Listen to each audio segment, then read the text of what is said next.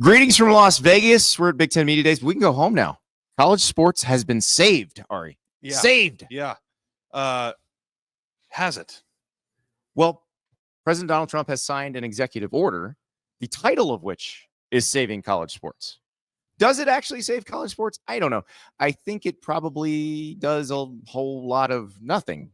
But here's what it says. There is a potential, if they really wanted to go crazy, where they could do a lot of stuff. But I don't think they're going to. But let's talk about it.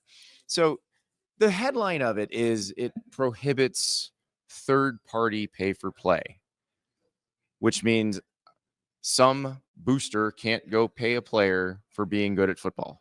Can't say, I'm going to give you $1 million because you are a really good wide receiver. Here's the thing. That's already against the rules in college sports. Right. The NCAA prohibits that and has prohibited it since NIL became allowed in 2021. So the way they've been paying the players all along is within these guidelines, because the executive order also says that you can have third-party payments if they are essentially endorsement deals. Yeah, which is how they've been doing. When are we going to get to the part where it's different? We're not now. Okay. We're not at this point, because this is really trying to kind of codify what the schools want to happen. Now, again, this isn't a bill that is being passed. This is an executive order. It's just a reiteration of the rules that are already being broken in a different way without changing anything, well, right? Well, here's the thing. But they're not being broken because when you pay somebody for being good at football also qualifies you to be also an makes endorsement you a famous receiver. person who you can then become an endorser. Yeah, it's the same thing. Here's the thing. It will kick the can down the road on pretending that you're paying them for something different than you're actually paying them. You are paying them for being good at football. You are paying them for being good at basketball. But what this executive order says is we would like to pretend a little longer that they're not. So they'll pretend a little longer. I just get a little bit nervous because I'm not really big in understanding like politics, and I need you to help me with this. What is it from a presidential standpoint that is going to alter the way that the sport is already moving? Well, what does this mean from a political standpoint? Here's how it could if you wanted to.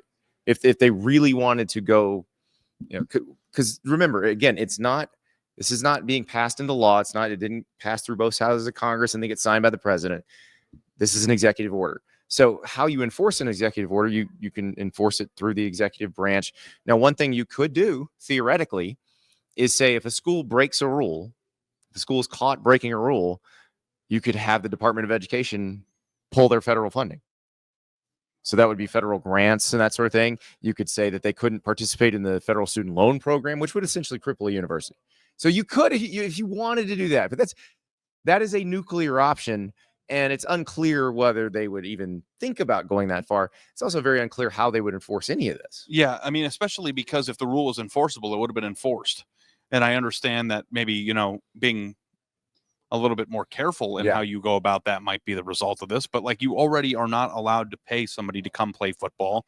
You're already paying them, even though they are actually paying them. Yeah, for because football. when if you're paying somebody to do an endorsement, you're also paying them to do an endorsement because they're good at football. So like, it's just, I feel like this is just like nothing changed. I'm failing to see the significance of this, and I just don't. It's the president of the United States signed an executive order regarding college sports. That is the significance of it. Yeah, that's really it, because we've seen there was a draft that the language was a little bit stronger. There's also a directive to essentially declare the status of athletes as not employees, that he'd like the Department of Labor to say they are not employees, which they can say that. The Department of Labor, the next time it's under new management, might change its mind.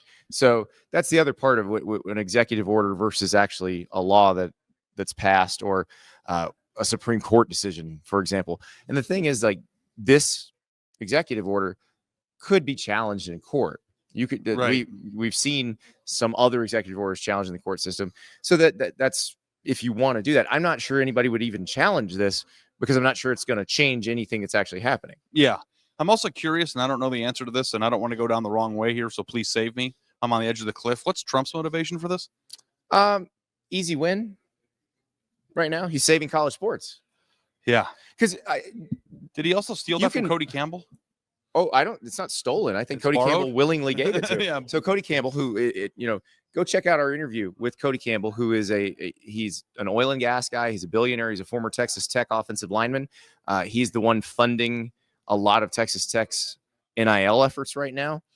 But he also, and we asked him about this because he would like to see fundamental changes in the way college sports is governed, and a lot of that is what you see in that executive order. And it actually doesn't necessarily jibe with what he's doing at Texas Tech. And we asked him about that in our interview with him.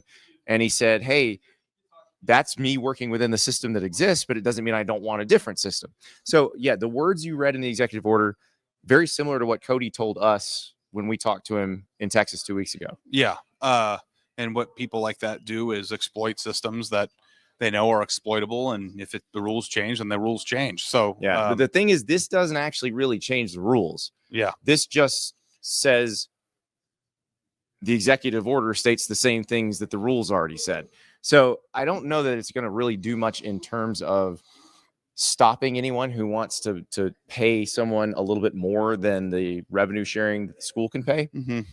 And it's going to be interesting to see how this goes, because that's been the issue. Is you had the NCAA versus House settlement, and basically you have a new enforcement arm that's been created by the conferences called the College Sports Commission, and they are trying to police these third-party deals. And they've said some of these are legitimate, some of these are not legitimate.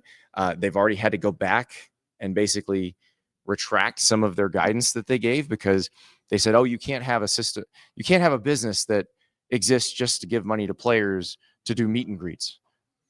And actually, the lawyers for the House plaintiffs were like, no, you can. Yeah, I mean, would you pay $30 to go see Carrot Top? It's 75. No, it's 75 30 to meet him. Oh, extra 30 to meet him.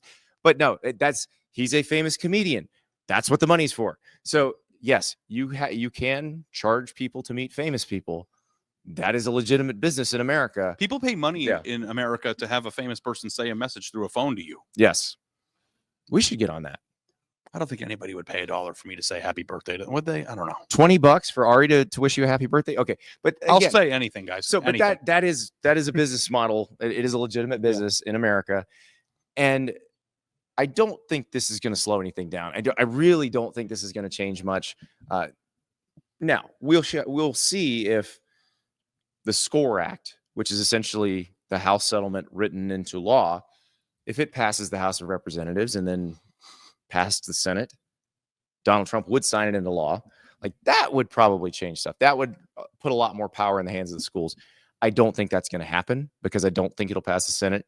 And also, all the state attorneys general basically are like, no, don't do that. Tennessee's attorney general came out this week and said, please don't give all the power to the NCAA. And so I think what we're going to see is maybe some more saber rattling here. But in terms of how this will affect anybody, will it change how certain schools stock their rosters? Will it change how players get compensated? I don't think so, because all it does is say this rule that's already in effect is the rule. Yeah. But they saved it. They saved it. We can all go home now. We still have jobs. That's good.